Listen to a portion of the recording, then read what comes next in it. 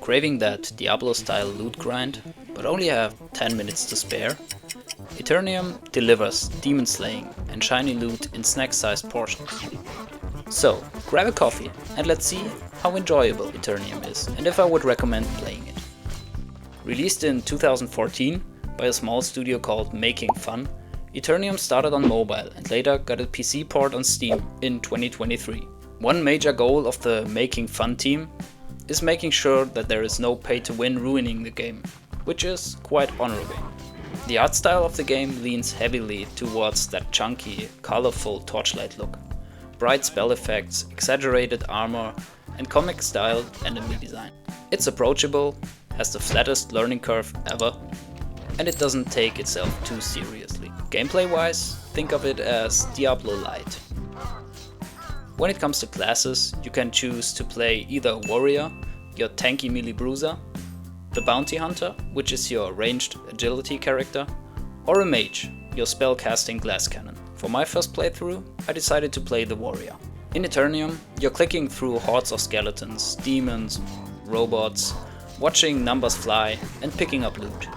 Everything is streamlined, controls are simple, builds don't overwhelm you with math, and to upgrade skills, you pay some gold and put them in a slot. Then it takes some time for them to be upgraded. This upgrade can take place during offline time, just like in an idle game.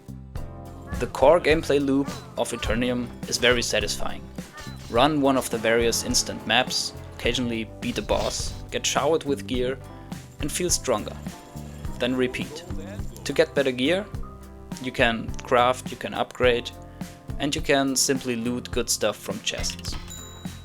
The story is divided into 4 acts, and the endgame basically consists of trials, which are randomized dungeons with increased difficulty. You could compare them to Greater Rift from Diablo 3. When slashing through the enemies, the combat feels responsive.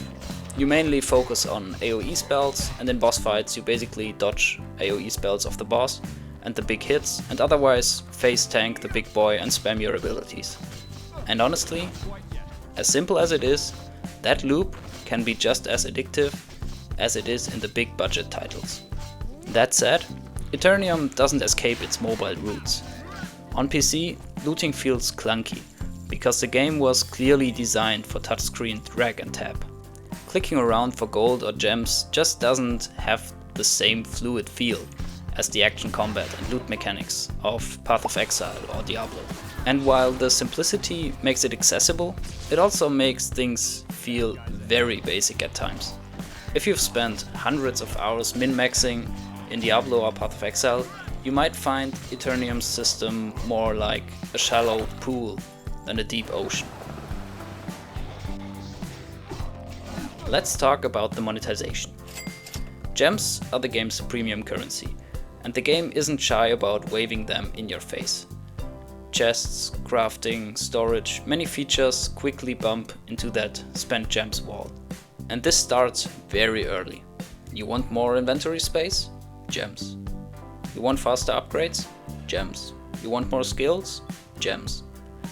But we have to be fair at this point and emphasize that gems are regularly earned by questing, looting, etc.